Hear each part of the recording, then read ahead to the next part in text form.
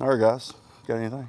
Freddie, how do you balance who to play, how much to play in the preseason? Is it really important for the veterans who have been around a long time to still get out there in preseason games? Yeah, of course I think it's important, but you do have to weigh the fact that they start keeping score later on.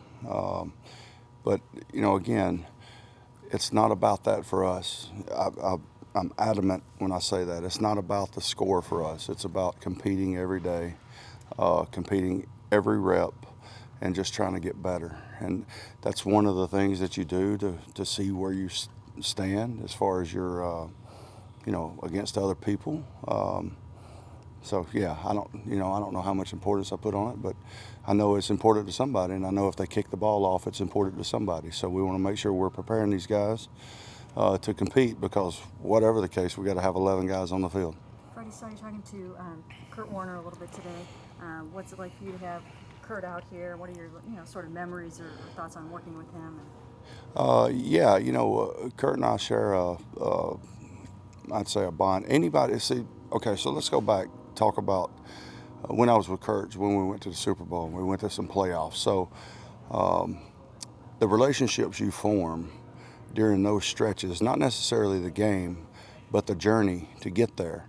I remember the NFC Championship game and us beating Carolina there in the divisional round a lot more than I remember the Super Bowl. It was about the journey that we got there. I remember getting just dragged in New England the next to last game of the season, 49-7 or something.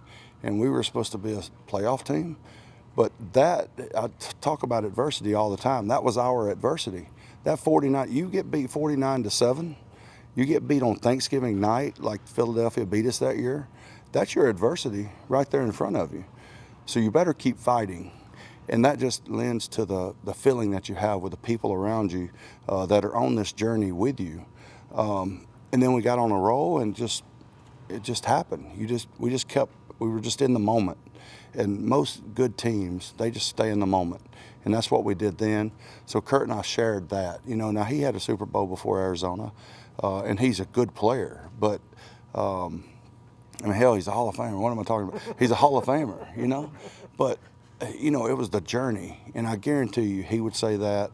Anquan Bolden would say that. Larry would say that. All these guys would say that. It's about the journey. It's not the game itself. It's about putting your best foot forward.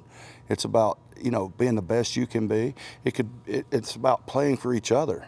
It's checking out of yourself and into the team and just being there for each other. So, sorry, you can tell I'm passionate about that sort of thing. No, I'm just wondering, will he address the team? Will you have him talk to the team while he's No, I will not. No. Do you have anything simulating a game tomorrow, like a period or two or anything like that? There's going to be some live periods, and there's going to be some move the ball periods. So to the common eye, you would think it's a scrimmage, but we're really just doing the same thing we're doing out here. It's a competitive move the ball period. Wherever the ball stops, that's where it's at, and we're playing that down and distance. Asking you a Redwine question simply from the standpoint, he was over there talking a second ago, but one of the things he mentioned was he befriended Ed Reed, who's going to the Hall of Fame tomorrow. So he's studied a lot of guys. How good can he become from what you've seen? Well, I don't like to box anybody in as far as how good can they be, because I don't know. If you tell me how hard they're going to work, you tell me how hard they're going to focus, you tell me how much they're going to stay in the moment, then I might be able to give you a parameter on how good they could be. But until I have that information, I have no idea, because, what if he's okay to be a Pro Bowler, but he could be the best of all time, and you're satisfied with being a Pro Bowler. Did you really accomplish anything? I just want him to be the best he can be, and I don't know what that is yet. And that goes for everybody. What's he look like so far? I think he's looking good, but I think he's doing a good job of staying in the moment of just getting better every day. He's still got a lot of learning to do, just from a defensive alignment and assignment, responsibility. But of course he's athletic. He's got good ball skills in the secondary. Yeah, he's not shy. He likes to turn the noise up, and I like guys that turn the volume up a little bit. Freddie, you've crossed paths with Phil Dawson. What have you come to appreciate about him, and what do you think about him coming back here to retire?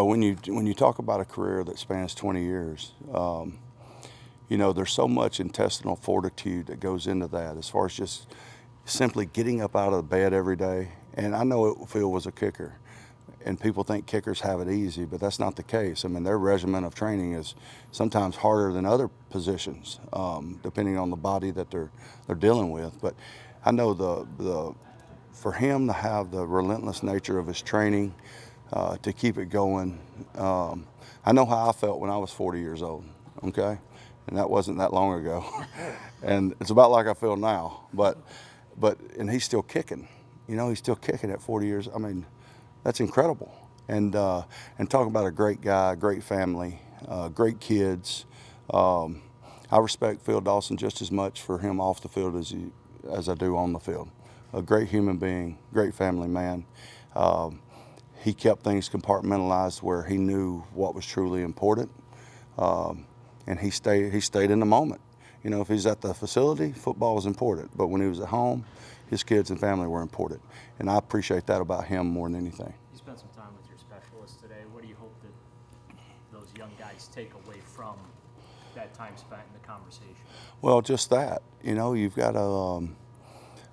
Sometimes you need to step away and realize, what are we actually doing here? You know, whatever that is. It could be a 9-on-7 drill. It could be a 7-on-7 drill. It could be a situation at the end of the practice that we're working.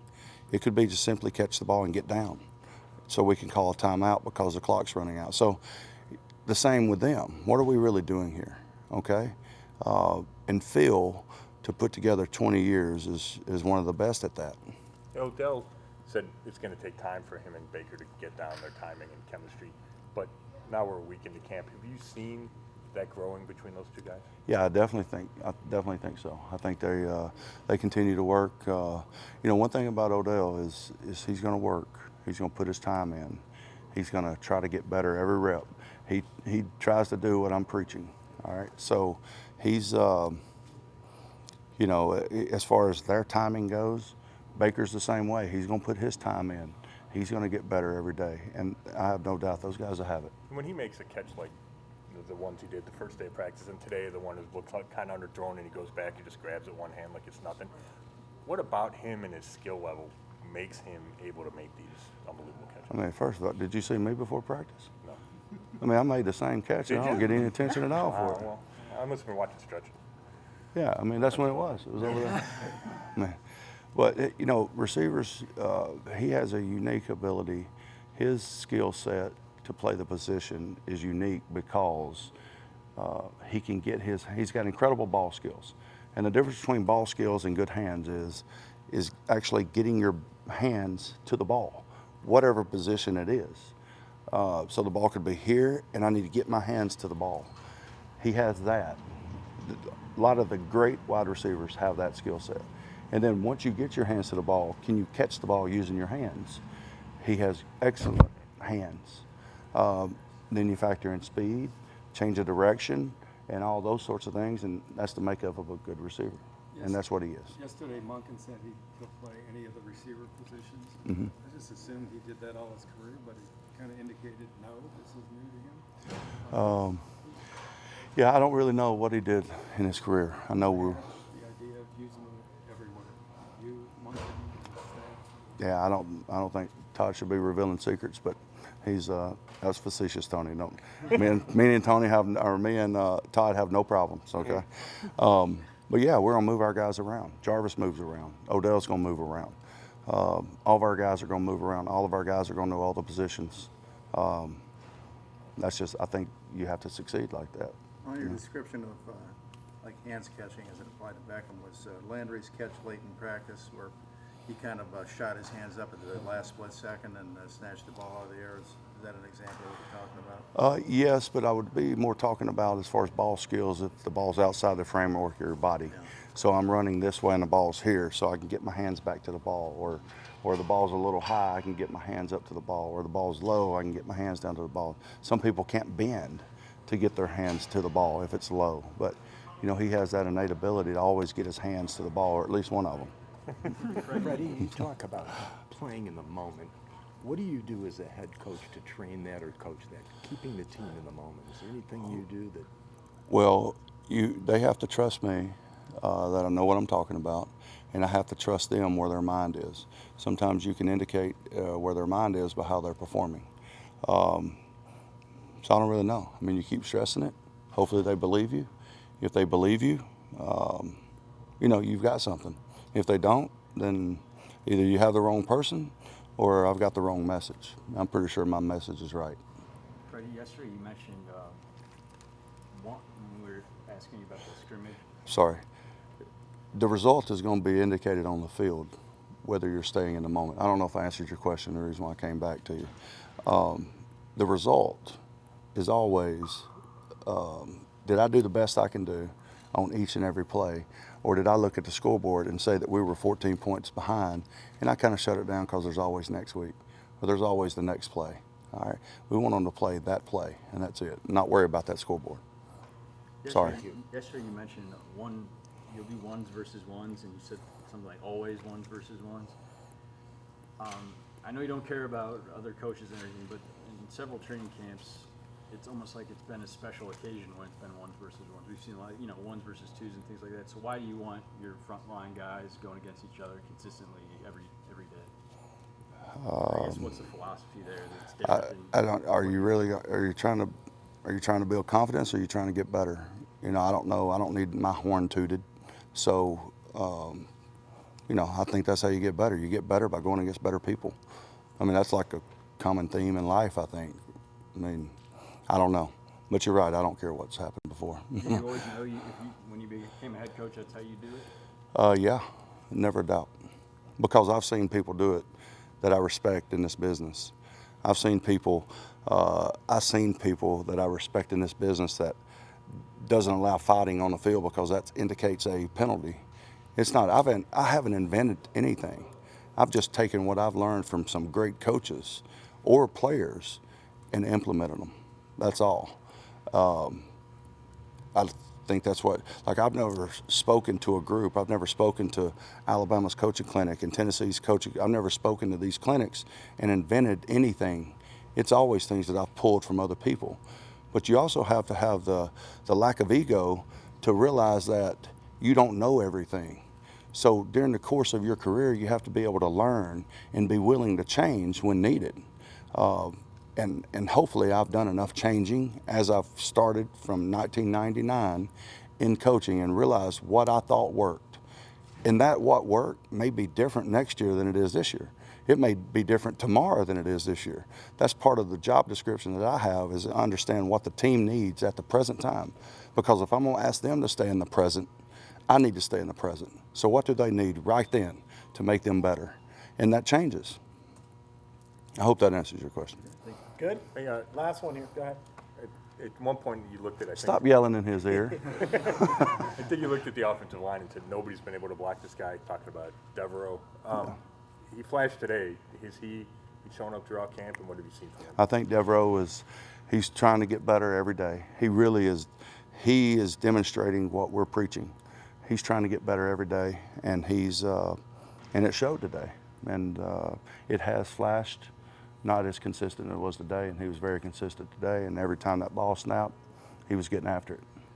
That's what we want to be defensively. Brad Paisley fan? Big. Did you get to sing with him? Southern Comfort Zone, right? Did you get to sing with him, like do a duo? You know what? He wanted me to, but I've got to work tonight. Hell, not everybody can go play music for a living, so somebody's got to actually work. I'm being facetious in that. Where's my guy that needed to learn how to spell facetious? Is he here? Oh, no, he's not here. He's not here? Still hasn't. Facetious. Do you guys know how to spell it? Oh, yeah. Yeah. How you spell it? F-A-C-E-T-I-O-U-S. All right. Good. Very Got good. dog ears You didn't down know? now? Face tires. Abstemious. That's the second word in English language that all the vowels are in order, and all the vowels are in the word. Abstemious. All right. Learn that. You're thinking right now, aren't you?